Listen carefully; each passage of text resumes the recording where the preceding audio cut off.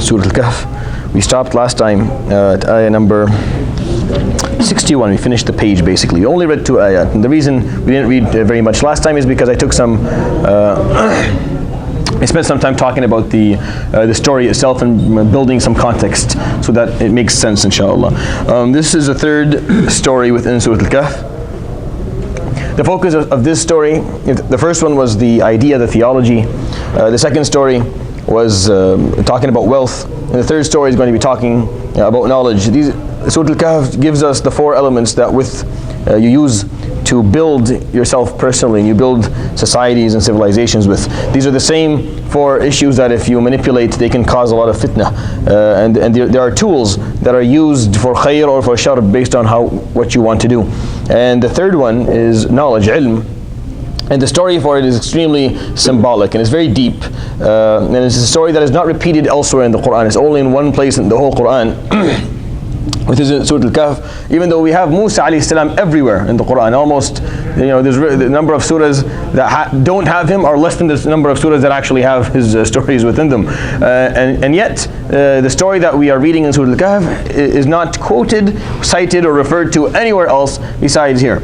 And it's the story where Musa alayhi salam is asked by one of Bani Israel, who is the most knowledgeable person. And Musa alayhi salam, based on what he thought was the right answer, was he thought it was himself, since he is one of the strong-willed prophets, min ulil azm min ar-rusul, and at the time there was no other prophets surrounding him, so it only made sense that he would be the most knowledgeable. Now what he missed, alayhi salam, which is what he's going to learn, and we're going to benefit immensely from this, is that Musa alayhi salam had spent, because this happened immediately after they went through the Red Sea. He had spent the last number of years, decade or so, talking to Bani Israel under the oppression of Fir'aun. The practice of the faith hadn't really been given a chance, meaning it was all theory so far. It was just a theory. All he did, alayhi salam, so far was just teach the concepts, the principles, the values. But none of it really got a chance to be practiced. None of it reached reality yet. And alayhi salam had not begun that part of his life. He would of course begin that part, and he would spend almost as much, if not more, time with Bani Israel, trying to get to help them, to teach them, to practice the values that he taught. Some of them did, and some of them failed horribly. That's why you'll find Bani Israel. The reason that Musa alayhi salam's story is in the Quran is for the Prophet sallallahu alaihi wasallam, he learns from Musa. For us, we learn from Bani Israel, not to do what they did, but most of the time not to do what they did not do, or not to do what they did, meaning to learn from their mistakes. Most of the time, over 95% of the time, when we're reading a story of Bani Israel, we're trying to learn to do what they did not, or we try to learn from their mistakes, because they made many. But Musa alayhi salam at this point, when he was asked that question, he said, I think I'm the most knowledgeable. Of course, it was not arrogance, as I explained last time. Arrogance has nothing to do with it here. Prophets and people of knowledge know that knowledge is only as good as the practice. Knowledge doesn't make you better than anyone. It just gives you a higher responsibility, and it gives you bigger potential. When we teach kids and we send them to school and make sure that they learn, the reason is because we want to give you potential, so that you can achieve more later in life, so that the ceiling that you can reach is as high as can be. If you don't have an education, then it's going to be lower. Meaning, you can only go so far without an education. This is known long time ago, it's known today. The more knowledge you have, the more you can go in life, the more you can do it, because your potential becomes bigger. It's like the pot. The pot is getting bigger. Now it may be empty, but it's getting bigger. Now it's up to you if you want to fill it up or not, but learning knowledge is just basically making that pot bigger and bigger and bigger, so it can take as much as possible. And if you want to, then you can fill it up with all the good deeds and all the projects and all the khayr that you want to perform. And if you don't, then you'll just have a big empty pot. And many of us have big empty pots. It's not it is not something uncommon. However, without knowledge, your pot is smaller. Meaning, I know this is just a simile. You just understand it however you like. Some people have very small pots, but they're full, right? Other people have huge pots, but they're empty, and the liquid in the smaller pot is more than the one in the bigger one. Just because but the thing is, we want to give you a big pot, so that if you want to fill it up, if you make that choice one day, if you want to do more, you can. You have the opportunity. And if you don't learn, you don't have knowledge, then you can't. So Musa alayhi salam so far just had the pot. The pot was huge, but wasn't full yet. The society had not been given the chance to practice any of it. That's why this knowledge is not worthy yet. This knowledge has not met reality yet. That's why when he said, no, I am the most knowledgeable, Allah subhanahu wa ta'ala told him, no, no, not you. There's actually a guy called, there's Abd Salih who lives somewhere. And Majma' al-Bahrain, the place where the two oceans meet, right? The junction between the two oceans. And I've always, the symbolism there, the two oceans is theory and practice. When they meet, that's when khair begins. That's why he told them, and at the junction between the two oceans, what will happen? Something dead will live. And what happened? Yusha, was kind of groggy, but he saw his, his fish that he had killed. He had, dhabh himself and prepared it with all the onions and the lemons and everything to eat. And this fish jumped out of the basket and went into the water and took a tunnel right into the water, and it was alive again. And he blew his mind. But the symbolism was, look, once the two junctions meet, once theory and practice come together for any ideology, for any set of values like the Quran, life will be granted, meaning societies that are dead, spirits that are dead will be granted life again. This is the symbolism in the story. That's where we arrived. They got up. Yusha saw it, and I recognized it, but because he was young, he didn't make the connection immediately, and he forgot to say something to Musa, and Musa kept on going. They're still, because the junction was a big area. He's looking for this Abd Salih, and they passed the point, because Allah told him the place that this happens, that's where you're going to find him, and they pass it. And that's what we recited last time, until Musa alayhi salam tells Yusha, can you please give me, how would you go get us something to eat? فَلَمَّا جَاوَزَ. Did we recite that last time? Yeah. So once they passed that point, he told them, bring us our lunch. We have reached a high level of fatigue and tiredness and hunger. And then Yusha remembered, and I think the symbolism here is that our youngsters don't have, they're not going to be able to develop the ability to take values and practice them on their own. They won't be able to see that connection all the time. From what they were told and what they're going to do. They have to see parents, they have to see members of community actually practicing what is it that is being preached to them. Just like when you're studying math or physics or science or anything, you'll be given a formula or a theory, but if the teacher doesn't give you a solved example, right, where you actually apply the information, you feel like it's not really information, and that works, and that's for everything. And the biggest problem in academia in the last maybe 50 years has been that you find engineers and doctors and mathematicians who have studied for maybe 20 years or 25 years. However, they've never actually been on the ground working. They've never actually taken that knowledge and applied it anywhere. Thus, their ability to make a difference is much lower. On the other hand, people who started working way before them seem to know what they're doing much more. But again, it's all about potential. If you give a person a lot of knowledge and allow them to practice, then the khair is unlimited. And that's the basic idea of the surah. Of course, there's a lot of little points that we will talk about as we go along. And there's a lot of symbolism here. So we'll continue inshallah from ayah number 63 from Surat AlKahf, and there's a couple of things today that we'll take some time to discuss inshallah. أعوذ بالله من الشيطان الرجيم. أعوذ بالله من الشيطان الرجيم. بسم الله الرحمن الرحيم. بسم الله الرحمن الرحيم. قال أرأيت إذ أوينا إلى الصخرة. قال أرأيت إذ أوينا إلى الصخرة. فإني نسيت الحوت. وما أنسانيه إلا الشيطان أن أذكره.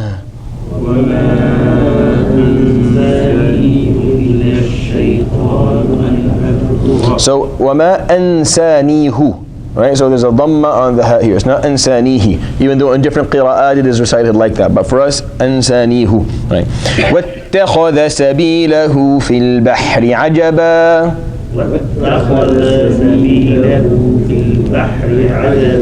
قال ذلك ما كنا نبغ. So if you stop, you say nabgh, the ghain has sukoon. If you continue, nabghi fartadda. But we stop, the ghain has sukoon. Fartadda ala atharihima qasasa.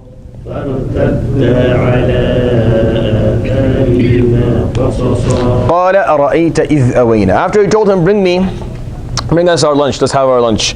They had a well-prepared, seasoned fish, big fish, and of course Yusha had witnessed this fish come back to life and jump into the water. And when he was told, bring us our food, he finally remembered, oh, I should have told you this, something happened but I forgot about it.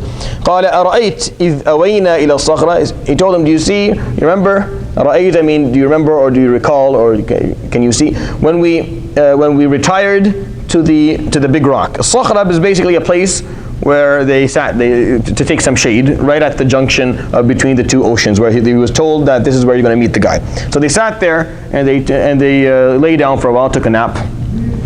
And during that time, Yusha saw the fish do what it did and come back to life. And then he fell back asleep. And when they got up and they started moving, Yusha forgot to tell Musa alayhi salam that this is what happened. So when he reminded him of food, he told him, remember, that's what happened when we retired to the rock. فَإِنِّي نَسِيتُ الْحُوتِ.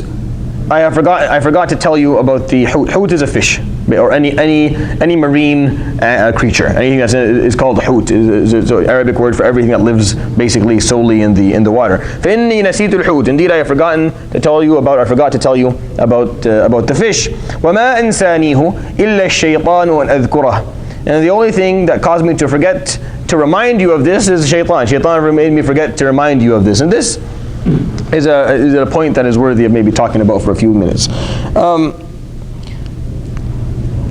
Yusha knew that he should tell Musa about what just happened. Meaning he knew that this is something important. This is something that Musa should know about, and if he knows about it, he's going to make a decision.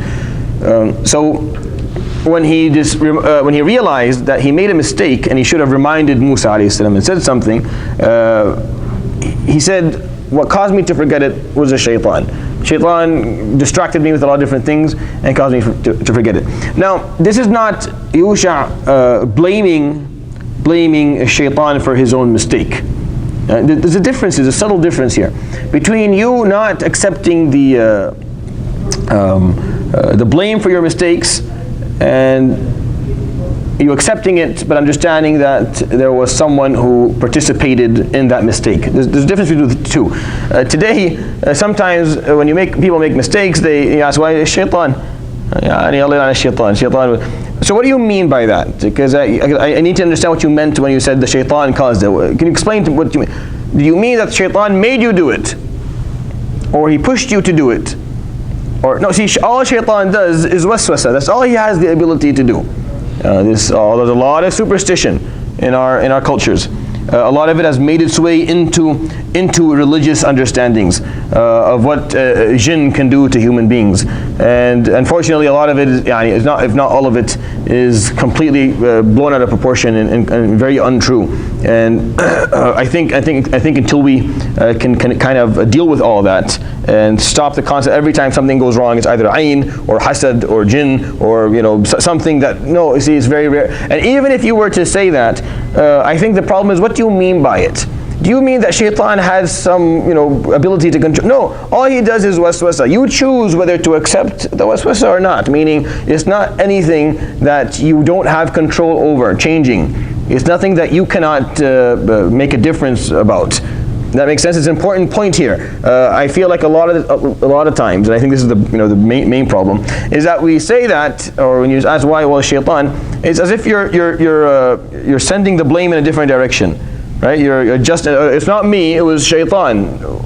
No, it was you. Obviously, shaitan is happy about it because it was shar, it was something not good. And obviously, he threw in a waswasa, but he does that all the time. And shaitan is always trying to give you a bad idea or trying to distract you from something that's khair. He does it all the time. So every time you make a mistake, it's shaitan's fault. Well, you were told, isn't Surat AlKahf the surah where we were just told a page or two ago? أَفَتَتَّخِذُونَهُ وَذُرِّيَّتَهُ أَوْلِيَاءَ مِن دُونِي وَهُمْ لَكُمْ عَدُوٌّ. Are you taking him, Iblis, and those who follow him, allies instead of Allah, and they are your enemies? They're your enemies. You understand that they've already made their animosity clear to you. So every time you make a mistake, you're going to go throw it on Iblis. Doesn't work. And Yusha alayhi salam here, when he said this, he was not blaming shaitan. He was just acknowledging a very simple fact that shaitan sometimes distracts, and I got distracted. It's my fault. But Does that make sense? It's a difference, and I think this is a common mistake that is made, and a lot of it is rooted into a superstitious culture that has grown in our countries and has entered the Islamic way of thought, which needs to be changed. I remember I think I was 13 when and this is my parents are well educated to a certain extent. To a certain extent, they're pretty well educated, and this lady came with lead, liquid lead to pour in all the different corners of the house. It's called sakab rasas, and that's apparently for ayn and whatever. And I remember watching it. I didn't know, I was a kid, but this is very well. But the whole concept of exorcism and jinn being inside, and all these practices, they lack the clear Islamic evidence. They lack proof. They lack clarity. A lot of it is, if not all of it, just a matter of preying on people's beliefs and people's superstitions. And I think we're coming to a point where a lot of that needs to be dealt with differently. But this is a small example. This is not blaming shaitan. You can't blame anyone. You control yourself. Rather, shaitan threw in the distraction. You accepted it. So Yusha knew that he was the mistake, but he's just acknowledging a fact that shaitan threw the distraction, and he took the bait and he made the mistake. All right. وَاتَّخَذَ سَبِيلَهُ فِي الْبَحْرِ عَجَبًا. And he would continue, Yusha alayhi salam, to explain what happened. He said, and I saw this fish, اتَّخَذَ سَبِيلَهُ, it took its pathway into the water, عَجَبًا, in a very astonishing manner. عَجَبًا, it was amazing. It was dead. I had opened it, put in all everything inside, and the salt and the pepper and the cinnamon, and it got up and it went into the عَجَبًا, عجيب, something very astonishing. I don't know what to tell you. قَالَ ذَلِكَ مَا كُنَّا نَبْغِ. Musa alayhi salam answered him, that is what we were looking for. نَبْغِ. The origin is nabghi with a ya, but it was written without a ya in the Masahif al-Uthmaniyya. Why exactly is something that scholars debate. I don't know. I'm not going to go into it, but it's a matter of linguistics, a matter of calligraphy, basically. But the concept it does not change either way. This is what we wanted. This is what we were hoping to find.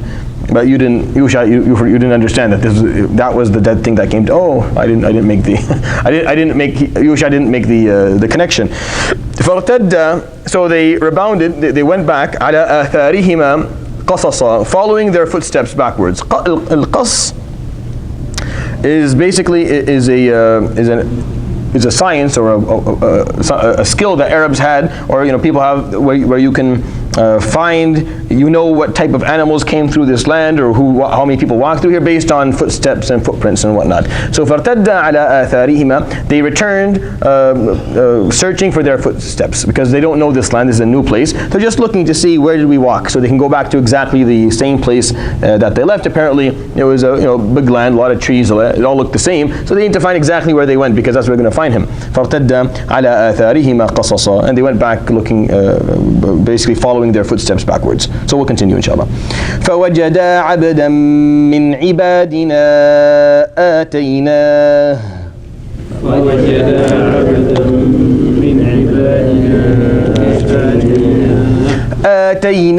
رَحْمَةً مِّنْ عِنْدِنَا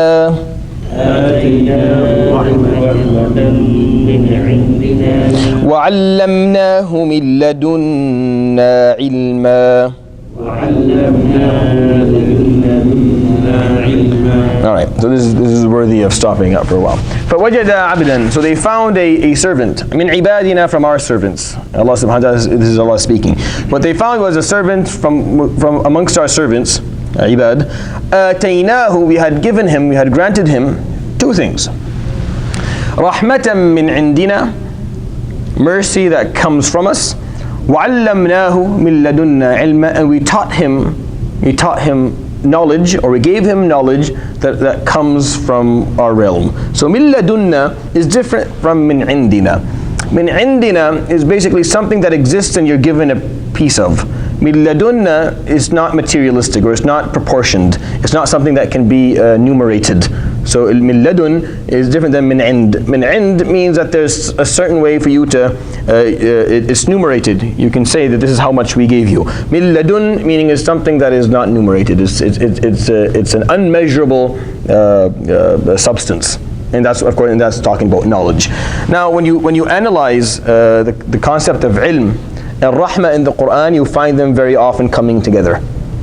You'll find them in many ayat. Allah subhanahu wa ta'ala will bring both of them and put them in the exact same place. For example, Surah Saba, يَعْلَمُ مَا يَلِجُ فِي الْأَرْضِ وَمَا يَخْرُجُ مِنْهَا وَمَا يَنزِلُ, then وَهُوَ الرَّحِيمُ. And it's the only place in the Quran where Ar-Rahim al-Ghafur instead of Ghafur al-Rahim. It's the only place where Rahim came before Ghafur. The ayah before was all talking about the knowledge of Allah subhanahu wa ta'ala. وَمَا أَرْسَلْنَاكَ إِلَّا رَحْمَةً لِلْعَالَمِينَ. The ayah إِنَّهُ يَعْلَمُ جَهْرًا مِنَ الْقَوْلِ وَيَعْلَمُ. So you'll find in the Quran at least 8 to 9 times very clearly Allah subhanahu wa ta'ala will put rahmah and ilm together. Another one is Surah رَبَّنَا وَسِعْتَ كُلَّ شَيْءٍ rahmatan wa ilma. Oh Allah, you have encompassed everything with both your mercy and your knowledge. Rahmatan wa ilma. Why? Why are these two things very important to come together? Well, that's obvious. There's always a question that is asked. Why didn't the books of God, why didn't the holy books that God sent, why didn't any of them talk about certain topics? I mean, I remember I heard in a long debate, an atheist once said, and of course it was a very arrogant statement, but this is what he said. He said, if I was the one who sent the book, I would tell them at some point, it's round. He's talking about the earth. It's round. Yeah. Well, and then I thought about that for a while. And of course people laughed and thought it was smart and clever. But I thought about it. Why would he? Why would he? Why is it important that the books of God bring forth science or bring forth a certain type of knowledge? What is the benefit of it? When they talk about how many people have died because of religion, well, how many people have died because of science? And none of us here, not one person sitting here, thinks science is evil. No, science is one of the biggest blessings and one of the biggest ni'mah that Allah subhanahu wa ta'ala has granted us, and it is a true miracle of the human mind and of the universe that we live in, and our ability to utilize it in ways that serve our purposes and bring and relieve pain and grant luxury to people. But however, how many when you go study the seerah of the Prophet ﷺ, remember we read all those battles, right? How many people died in all the battles of the Prophet ﷺ? Nothing over 600 people, of Arabians at least. Like in Arabia, no more than 600 people died in all the different fights during the Prophet ﷺ's life. Later on, of course, things became different. But during his life, all these battles, 23 ghazwa, 27 ghazwa, 600 people altogether. That's a number today that happens in one incident. Every day there's an incident with 50, 60 people being killed. Why is it so easy? Isn't science a part of it as well? Isn't one of the reasons? Can we blame science? Of course not. Exactly, just like we can't blame religion for it. But we can't blame science for it. But maybe that's the point. Maybe science is not exactly what the human being needs to be happy. Another question is, with all the technological enhancements and improvements that we've been able to achieve in the last 100 years, is the human being today, is the average human being today, happier than he was 1,000 years ago? Is he more fulfilled? Does he have a better sense of purpose? Is he living a better life? Is the quality of this person's life better? And if you're going to say yes or no, you have to ask the question, well, what is the criteria for that answer? Meaning, what judges the quality of life?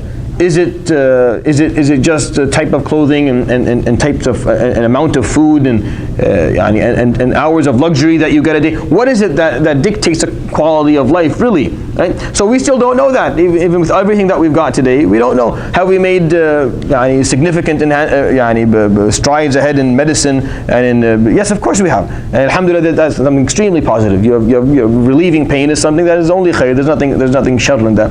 But the question that is asked is science an objective? Right? Is it a goal? Or is it a tool?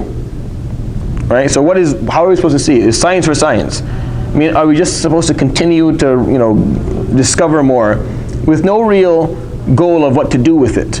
Isn't that exactly what is happening today?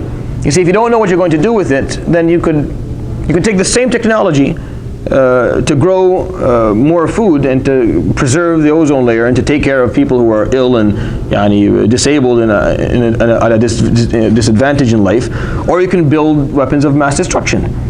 or you could, bomb countries and invade them and kill a lot, large amounts of people. You could do either thing. See, science cannot be seen as an objective, as a goal, even though it is today.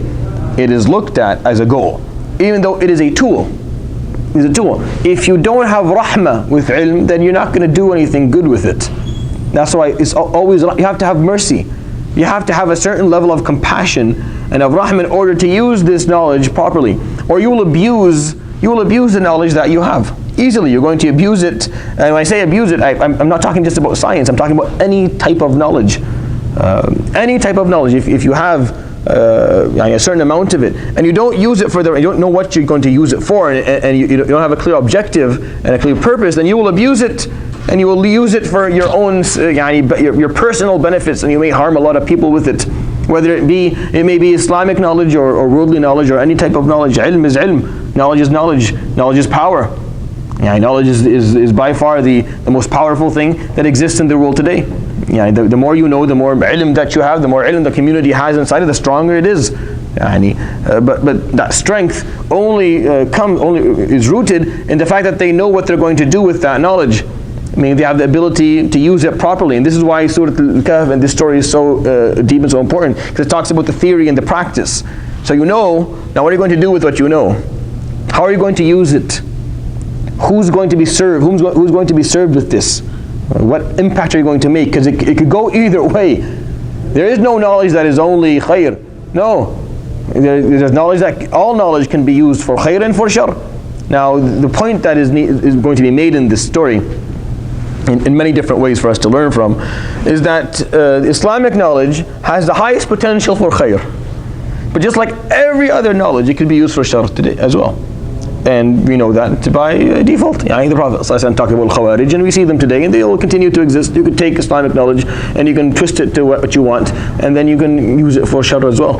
And you can use it to get people to do what you want, and to say what you want, and to buy into your agenda, or whatever it is that you want to do. Knowledge is a tool. That's why if it comes alone, if the package only has science in it, it's problematic. Philosophically, there's a problem. There has to be something else. There has to be what Allah subhanahu wa ta'ala chose for us, or is rahmah. He adds to it rahmah every time. All through the Quran, He will add rahmah. Why? Because science and knowledge at a certain point will affect others. It's going to leave you, you're encompassing all of it, and then you're obtaining it and it's filling up, and then you're going to use it it's going to affect people. If there's no rahmah, then the effect it has, the effect is not going to be khair. If there's no rahmah, if you don't have a clear perspective of mercy when you're going to deal with human beings, then the science that you have will be used to harm people. And that is what we have today. Isn't that exactly what we have today? Why is it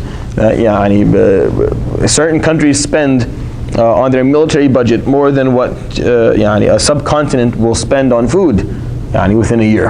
And we ask, well, why? Because now we've opened a door. We didn't open a door. No, we smashed the door in. We can't close this anymore. Now it's just a matter of who can get, because we have knowledge now. We have a certain type of knowledge. Now it's just a matter of who can use it more to become stronger, or to become more fatal, or become more to use it more critically or crucially. How do you fix this now? We're in the middle of the nuclear era, and the question is, so now what do we do? We have weapons that can, blow up the whole planet 9 times, 9 times over. So what do we do now? SubhanAllah, when you look at it like that way, you think, oh, that's why the Quran never really talked about these. In the Quran, every ayah in the Quran that talks about the universe and issues that can be considered scientific could be understood, are understood easily for people who had older scientific, misunderstandings back in the day, and can be understood for us easily. When Allah said, subhanahu wa ta'ala said, وَالشَّمْسُ تَجْرِي لِمُسْتَقَرٍ لَهَا, people back then thought that it was actually moving, and today we know that actually the sun is moving faster than the earth is by far, as it circulates around the center of the galaxy. So either way, what the Quran is saying is fine. You can understand it whether you were living then or now or whatever you want to live, but that's not the point. Actually getting too much science and too much knowledge is without the right idea, without the component of AlKahf at the beginning of the surah, without the rahmah that comes with it, without knowing exactly what you're going to use it for, is not going to be khair for you. Long term, it may not be khair for you. And I think that's an important point that needs to be made, or at least need to be thought of. Not to demonize or to discourage or to even blame science for anything. No. It's just a matter of, do we know why we're obtaining it? And I think let's draw a parallel from that to sending people to university, sending our youth to school. Why is it that they're going to learn? Do they know why? No, because you have to learn. Okay, why? Why do I have to learn? Because you have to learn. Okay, I understand that, but why do I have to learn? Is science for science, right? Is there a point? Is ilm an objective on its own, or is it a tool that will serve an objective that has a goal? You're going to learn because 1, 2, 3, 4. And I'm not going to give you answers. You can come up with them on your own, but there has to be a head of. I'll give you an example of a couple of ones that are useless. If you're studying for prestige, then that's a useless goal. It's a useless objective. If you just want the degree so that you can say that you studied, that's a waste of your time. Like, you wasted 4 or 5 years of your life just because you want. No, that's not one of the reasons you should be obtaining knowledge. So why youth and us, all of us, should know why is it that we want to learn more. You come here, we come to the halaqah, we come to the masjid, we sit down, we talk. We read the word of Allah subhanahu wa ta'ala, we share ideas about it, we try to, but why? Why are we learning this more? من ازداد علما, right? ولم يزدد هدى, لم يزدد من الله إلا بعدا. He who increases in knowledge and does not increase in guidance only increases he's further away from Allah subhanahu wa ta'ala. The more knowledge he has, the farther away he becomes from Allah subhanahu wa ta'ala, because there's no guidance with it. It's scary when you're like, oh, I shouldn't learn. No, of course you should learn. Of course you should learn. Make the pot bigger so that you can put more in it. but you have to know why it's being done. And this abd that Allah subhanahu wa ta'ala sent Musa to meet is an abd who was given 2 things. Rahmatan min indina, mercy that came from Allah subhanahu wa ta'ala directly, proportioned for him enough of it.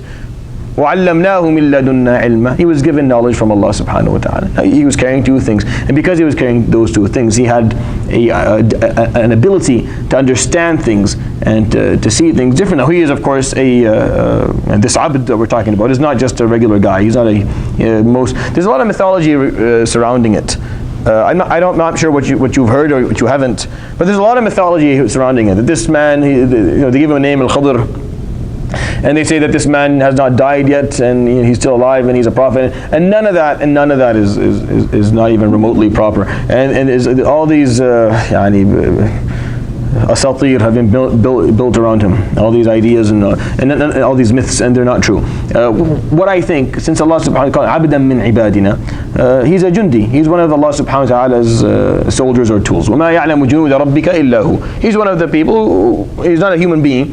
He's one of the creations of Allah subhanahu wa ta'ala, who does what Allah subhanahu wa ta'ala tells him to do.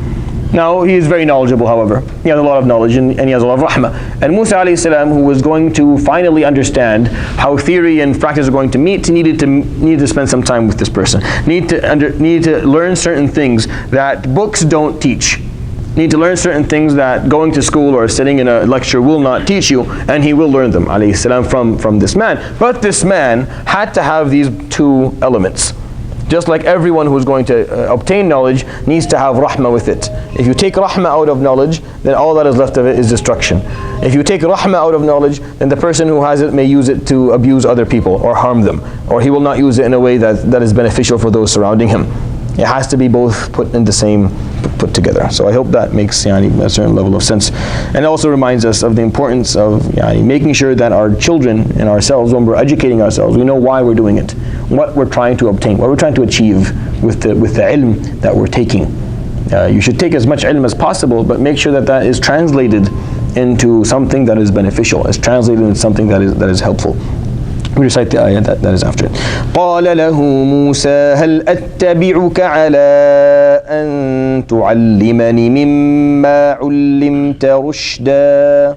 قال له موسى هل أتبعك على أن تعلمني مما علمت رشدا. قال إنك لن تستطيع معي صبرا. قال إنك لن تستطيع معي صبرا. وكيف تصبر على ما لم تحط به خبرا. وكيف تصبر على ما لم تحط به خبرا. نعم. Naam, Jameel. Now things are getting more interesting. قال له موسى. Musa alayhi salam met this abd who was given both science and rahmah from Allah subhanahu wa ta'ala. Again, keep in mind those 2 points. Think about them, you'll find them very helpful. Musa comes up to him and he says, هل أتبعك? Is it okay? You allow me, I'm seeking permission to follow you. على أن تعلمني. So that you can teach me, so that I have the opportunity to learn from you, and what I'm asking for is for you to teach me. مما علمت, from what you have been taught. رشدا. Now first of all, we look at the adab of Musa alayhi salam as he comes up to this man. He does not present himself with his degrees and his status and who he is. I am Musa. You must have heard of me. I am yes, I am one of the, I'm one of the, great prophets of Allah. I'm a Kalimullah, whatever. It goes on. No, he comes and he asks a very simple question. هل أتبعك? Can I follow you? Al-ittiba' is what we were asked to do with the Prophet sallallahu alaihi wasallam, right? Isn't that what we're supposed to do? فَاتَّبِعُونِي. We're supposed to follow Muhammad sallallahu alaihi wasallam. And Musa comes and uses the exact same phrase as he speaks to this man. Why? Because Allah subhanahu wa ta'ala told him he has more knowledge. That piece of information was enough for Musa alayhi salam to make a decision that he was going to spend as much time as he needed to find this person. And it was enough for Musa when he came up to him to speak to him with utmost humility and humbleness and etiquette, requesting to be taught, not demanding it. He didn't have to establish to him what he knew first, meaning by the way, I've studied this, I know none of that. Just can I follow you? Is it okay if I follow you, if I'm a follower of yours? على أن تعلمني, and then for that, you teach me from what you have been taught. Rushda. Now, the rushda is the word that I think is important that we need to talk about. So if you go back to page 294, Surat AlKahf itself, and we talked about this, for quite some time. And ayah number 10, right? If you go to ayah number 10, we talked about the story of the people of the cave, Ahl al-Kahf. What they said when they retreated to the Kahf, when they went back, after the reality had changed. They had a number of values and they had a plan and they were executing it, and then they were told that the king wants to kill all of them. So they retreated to a cave to find a solution. And when they sat, what they said was, وَهَيِّئْ لَنَا they came up with a plan, and then they said, وَهَيِّئْ لَنَا مِنْ أَمْرِنَا رَشَدًا. And then, Ya Rabb, after we've come up with this plan, make this plan, Ya Rabb, we hope that this plan is good, we hope that we ask you to make it successful, and then هَيِّئْ لَنَا, then allow us or ease for us, or prepare for us from our matter, rashada, something better, or something from our plan that will work better in reality. Because planning is again theory. Planning is just coming up with an idea. Rashada means that this plan is going to be successful, is going to meet its objective, is going to fulfill its purpose, and is going to make the impact that you hope for it to make. It's going to be successful in this life and successful in the one after. So Musa alayhi salam, when he's coming up to this man, he's asking for the exact same thing. I'm asking for rushda, which is the same concept, of course, of rashad. It's the same idea. But it's just the difference is a different type of derivative in the word. He's asking to be taught something that will be influential. He's asking to be taught something that its impact will be successful. Because he knows the theory, alayhi salam, Musa. Musa knows the Torah back forward from the beginning to the end. He knows everything in Torah. However, what he wants is, how do I practice this properly? How do I use it in the right way? I need rushda, that's what I need. Can you teach me from what you have? If I follow you, will you teach me from what you know? Rushda, so that I can finally practice this in the way that I need to practice it. And that's why the word rushda here is in this ayah, and it's something that's connected to what existed at the beginning of the surah. It's a very important idea, because Musa alayhi salam is looking for a practical approach, something that he hasn't seen yet. And we're going to see as we walk around with Musa, we're going to all get into Musa alayhi salam's head. And we're going to walk around with Musa as he walks around with this man. And you're going to find yourself reacting exactly the way Musa is reacting. And there's nothing wrong with the reaction that Musa alayhi salam has. The only thing is that there was lack of knowledge. There was lack of understanding. See, Musa was told, this man is Allah subhanahu wa ta'ala told him, this is my servant. He does exactly what I tell him to do. He has knowledge and he has rahmah. So because he's going to do things, you're going to say, where's the rahmah? He's going to do things like, what rahmah? What rahmah are you talking about? The kid and the safina and the wall, and where's the rahmah? I can't see rahmah here. No, but he was told by Allah already. No, Allah told him he has knowledge, he has rahmah. But sometimes, ya Musa, things are not what they appear to be. Being able to understand reality, being able to deal with it, takes a different type of knowledge, or takes you need to move from theory to practice. It's not the same. It's all rainbows and flowers when we're talking about it. But then life comes, and life is very different, right? When you're told, for those of you most of you are married, when you're told before marriage you should get married and you should do this and that and this is how you're going to treat her, it's nice, and you have a wife and you treat her like this and you have kids. It's all, and you understand all the concepts, and if I ask you, you can tell me exactly what needs to be done. You can counsel other people when it comes to marriage. You can tell them how they should treat their wives, and then when you were sitting with you, it's a whole different story. The same things you were just telling your brother yesterday, you don't seem to be able to do with your own wife. And you feel so hypocritic at that moment. You're like, I just told someone they shouldn't act like that. Why can't I seem to do it? Because there's a difference between the theory and then the practice of it. It's not the same thing. You can see someone treating his kid and come and say, no, you shouldn't act like that, that's wrong. This is what they say and this is what they're supposed to do. And then you're doing the same thing to your kid one day. You're like, why can't I seem to take the theories that I know and put it into practice properly? What's the issue here? So Musa was told that this man knows what he's talking about. And of course Musa thought he was going to be given a lecture. Right? Musa was expecting that, okay, can I follow you and you teach me? He didn't know that the teaching was going to come in the form of observations of certain incidents that were going to happen and the interpretation of those incidents. He didn't know that part. He thought he was going to be given a lecture. And no, it's not about lectures anymore, ya Musa. You have all that. You have a PhD when it comes to religion and faith. You understand, but do you know how to actually interpret what you're going to see on the ground and then deal with it properly? Do you know how to do that? Now Musa did not know. So he was reacting in certain ways. Of course, he was reacting genuinely and properly. He was supposed to. And there's another adab we're going to learn from Musa, is that if something doesn't make sense to you, or if something that you speak up, you say what you think is right, and if it's wrong, that's fine, and you learn. But you're going to find that every single time he's going to make 3 mistakes in a row. And of course, this man is going to tell him, "Khalas, enough, go." And he's going to take some time to process it.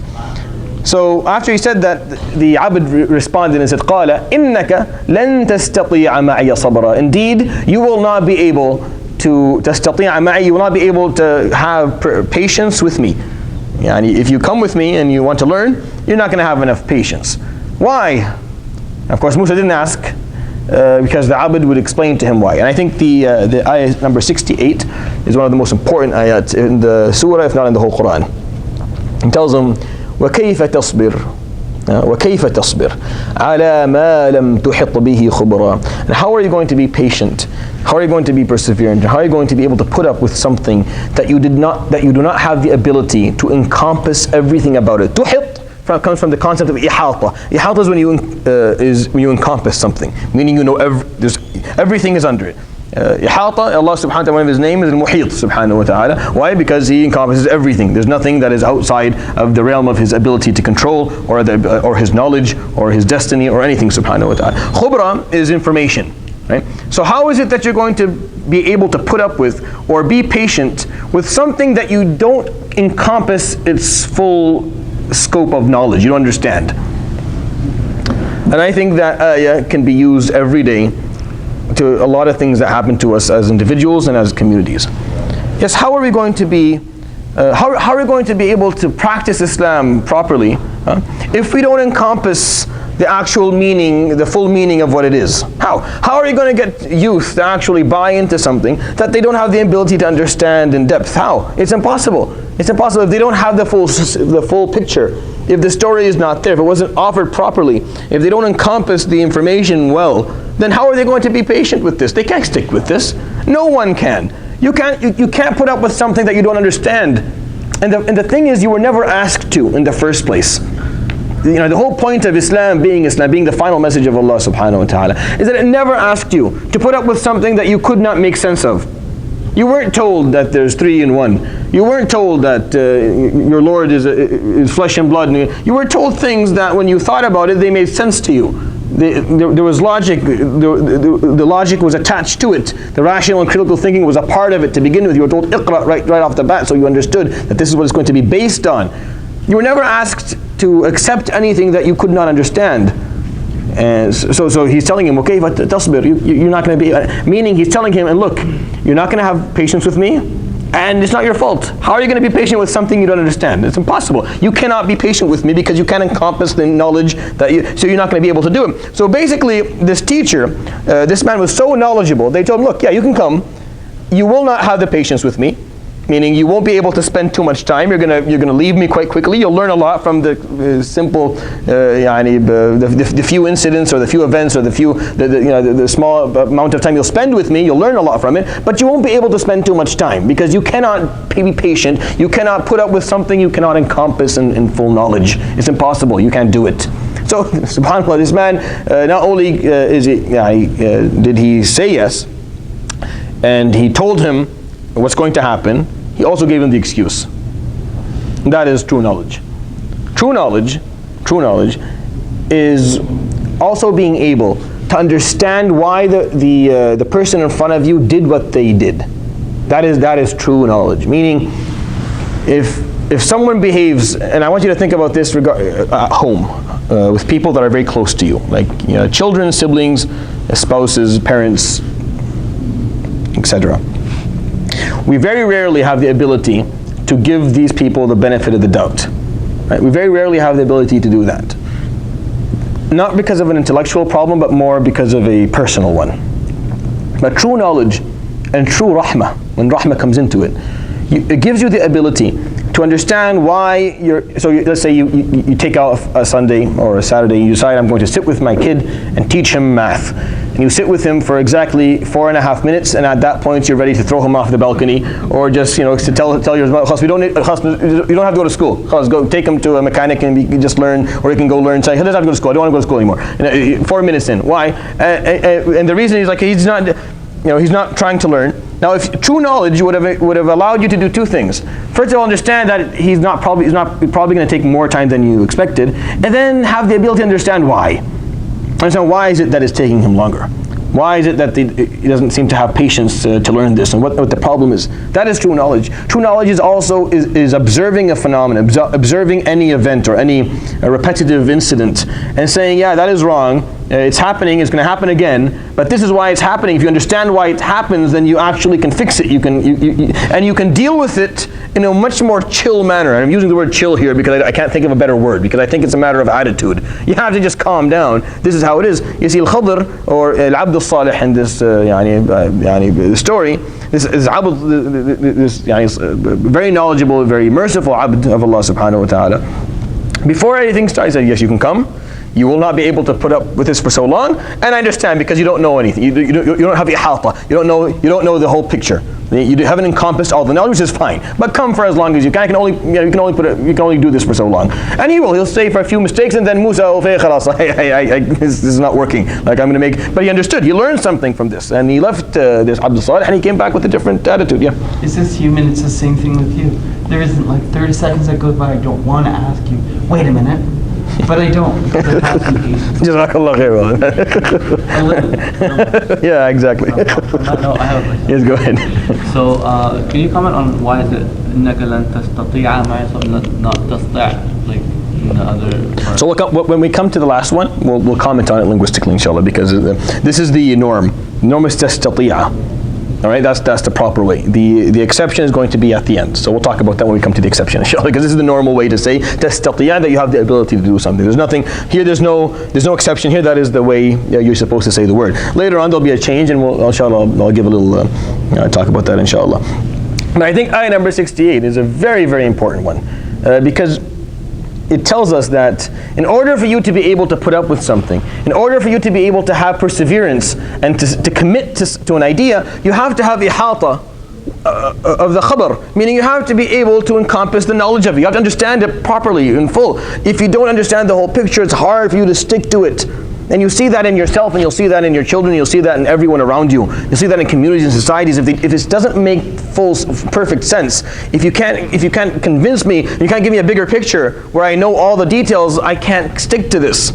I won't. I will leave and I'll find something else to do. And that is always and someone who hasn't bought into your idea, whatever it is, or if you're part of a company, and you can see that this employee or yourself hasn't bought into this idea, way of thought. You can see it's in his eyes. He hasn't bought into the whole thing. Like he's saying yes, but There's things that he doesn't accept. There's ideas that he is not convinced with, and this person will not be able to continue forever. At a certain point, there'll be a breaking point where we cannot go on. وَكَيْفَ تَصْبِرْ وَكَيْفَ. It's like it's talking to the human nature of who you are. You can't do it. You're not asked to do it, which is the comforting part of this. Allah subhanahu wa ta'ala never asked you to do it. He never asked you to put up with something that you could not make sense of. He never did. The Quran talks about concepts that are in essence and in origin and rooted in logic and rationale. And everything in Islam falls under that. And you were never told to do something that makes zero sense to you. And just go on. Just play along with this even though it doesn't. No. وَكَيْفَ تَصْبِرْ وَكَيْفَ تَصْبِرْ عَلَى مَا لَمْ تُحِطْ بِهِ خُبْرًا. And of course this very knowledgeable man was capable of telling him probably what was going to happen and giving him the excuse before it happened, so he knew there was no hard feelings. No hard feelings. You're not going to be able to put up with this, but because you don't have the full picture, that's fine. You didn't encompass all the knowledge, you're not going to be able to put up with this. But I think we should also think about it for ourselves and for our children and for our generations to come. The only way to get people to commit to something is that if you make sure that they have the ability to encompass the knowledge of what you're talking about, if they can make sense of all of it. And that takes time, and that takes commitment from us, and that takes a lot of effort. The Prophet ﷺ spent all his life, all 23 years of his da'wah, teaching and educating, and making sure people understood what is it they stood. And those who understood stuck to it, and those who didn't left. I mean, isn't that what happened basically after he died, ﷺ, and all the new Muslims who did not get the opportunity to spend time with him, ﷺ, learn the deen properly, then they turn back, then they leave Islam, or decided that they're not going to pay zakah anymore, then they do that? Yeah. Why? Because they didn't encompass the whole idea. You don't encompass the whole idea, you're not going to have sabr on it. You're not going to be able to stick with it for long. And I think the depth in this ayah is it's a lecture on its own. It's a series of lectures talking about like certain ideas that exist within this very, very important area. And if you are someone who considers you consider yourself to have knowledge in certain things, then one of the most important outcomes are going to be that you'll understand why people make the mistakes that they make. And if you have rahmah like this abid does, then you'll be calm. You won't be losing your temper. You won't be yelling or hitting or screaming or exiling or pushing away, because you understand. You understand why it is like that. It is. There's a reason. It's not. Nothing is illogical. Nothing is irrational. Even your child who doesn't want to learn something, doesn't want to come. There's a reason for it. If you can understand that reason, then you won't. إذا ظهر السبب بطل العجب, right? If you know the reason, then you're no longer feeling this is out of this world, or it doesn't make any sense. It makes sense to you. This man,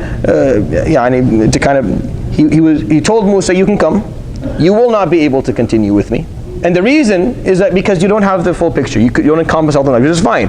So he told him beforehand that you're not going to be able to continue. It's okay. I know you're not, because how could you? How could you be able to continue with me for a long time if you don't understand the whole picture? And this is, to me, it's an anthem. Well, like you take this ayah, write it, put it on your wall. You cannot commit to something you don't have the full picture of. You cannot do it. No one can do it. We'll wait inshallah for the Adnan. Allahu Akbar, Allahu Akbar. Allahu Akbar.